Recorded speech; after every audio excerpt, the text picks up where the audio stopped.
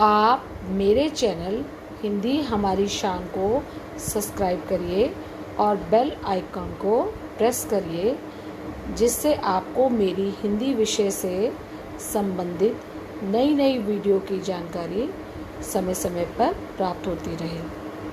अब हम इस पाठ के प्रश्न उत्तर पढ़ना आरंभ करते हैं। प्रश्न 1, कथावाचक और हरिहर काका के बीच क्या संबंध थे और उसके क्या कारण थे?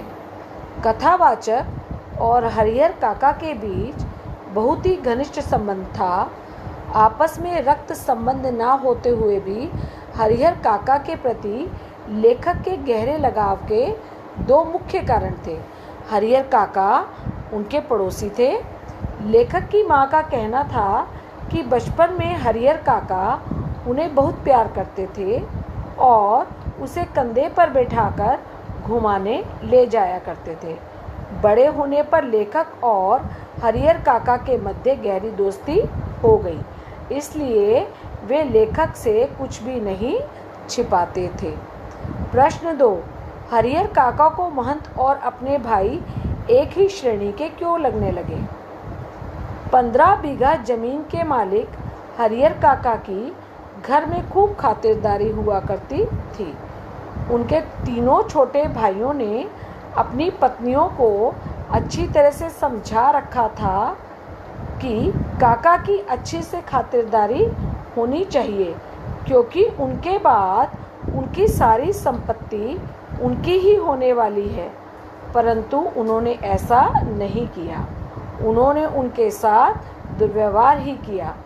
महंत को पता चलते ही उसने हरिहर काका की खातिरदारी करनी शुरू कर दी और अपने भाइयों को पता चले बिना ही उनकी 15 बीघा जमीन मंदिर के नाम लिखवाने की बात कर ली। भाइयों को पता लगने पर दोनों के बीच भयंकर झगड़ा हुआ, क्योंकि दोनों ही हरिहर काका की ज़मीन हड़पना चाहते थे। इसलिए हरिहर काका को महंत और अपने भाई दोनों एक ही श्रेणी के लगने लगे। प्रश्न 3, ठाकुरबाड़ी के प्रति गांव वालों के मन में अपार श्रद्धा के जो भाव हैं, उससे उनकी किस मनोवृत्ति का पता चलता है?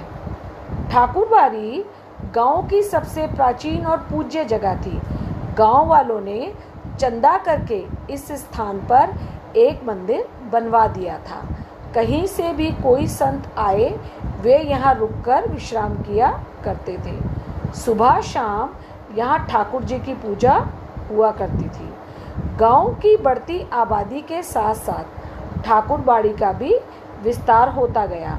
गांव के लोगों की अंधश्रद्धा और विश्वास था कि गांव में कोई भी अच्छा काम ठाकुर जी की कृपा से ही होता है।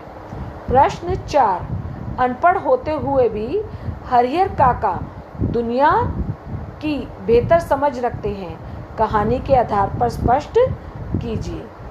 हरिहर काका 15 बीघे जमीन के मालिक थे और अनपढ़ होते हुए भी समय के साथ उन्हें दुनिया की अच्छी समझ हो गई थी।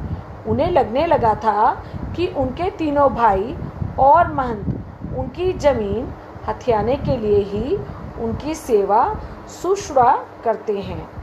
अपना अपराध बोध होने पर तीनों भाइयों ने हरिहर काका से माफ़ी भी मांगी, परंतु हरिहर काका ने उनकी मंशा समझते हुए जीते जी अपनी ज़मीन किसी के भी नाम ना करने का फैसला किया। प्रश्न 5, हरिहर काका को जबरन उठा ले जाने वाले कौन थे? उन्होंने उनके साथ कैसा व्यवहार किया? महंत और उसके चेले हरिहर काका को जबरन घर से उठाकर ले गए थे। उन्होंने हरिहर काका के घर पर अप्रत्याशित हमला किया और हरिहर काका को जबरन उठा ले गए और ठाकुरबाड़ी में ले जाकर बंद कर दिया।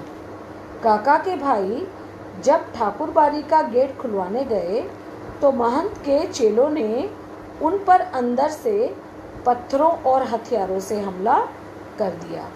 ठाकुरबाड़ी के अंदर महंत और उसके चंद साधु एक सादे कागज़ पर जबरदस्ती हरिहर काका के अंगूठे का निशान लेने लगे।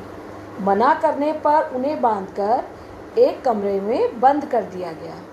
काका के भाई पुलिस लेकर आ गए।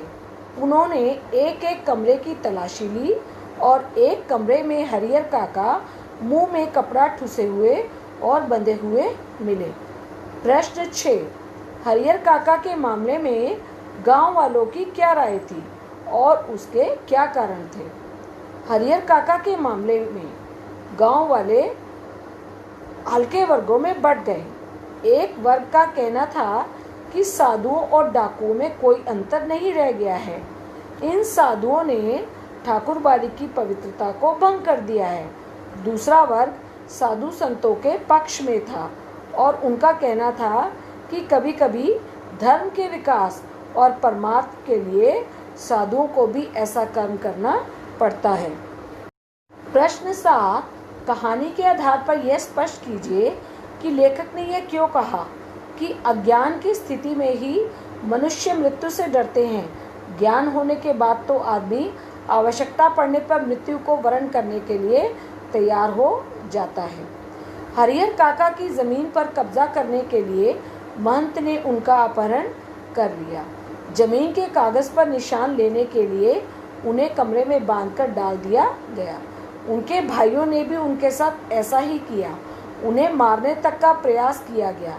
यह सब देखकर हरिहर काका का रिश्तों और जीवन पर से विश्वास उठ गया तथा उन्हें मृत्यु तक का भय नहीं रह गया। प्रश्न 8, समाज में रिश्तों की क्या अहमियत है? इस विषय पर अपने विचार प्रकट कीजिए। हम सभी किसी न किसी प्रकार एक दूसरे से जुड़े हुए हैं, जिससे समाज का निर्माण हुआ है। समाज में अनेक रिश्ते मनुष्य को मनुष्य से जोड़ते हैं, जिससे परिवार निर्माण होता है। परिवार में मनुष्य सुरक्षित रहता है।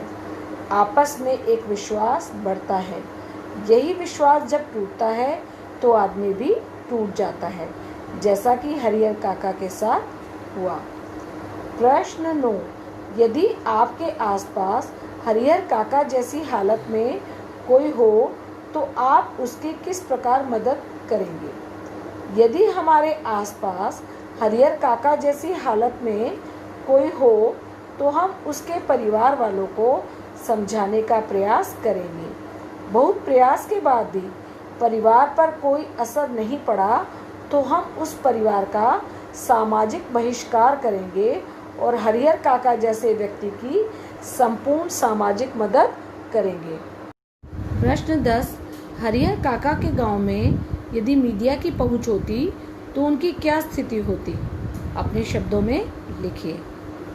आजकल हम सभी मीडिया पर पूरी तरह आश्रित हैं। समाज की पल पल की खबर हमें मीडिया से ही मिलती है। यदि गांव में मीडिया की पहुंच होती तो हरिहर काका पर अत्याचार करने वाले लोगों पर उचित कानूनी कार्यवाही की जाती और समाज को भी उचित सबक मिलता।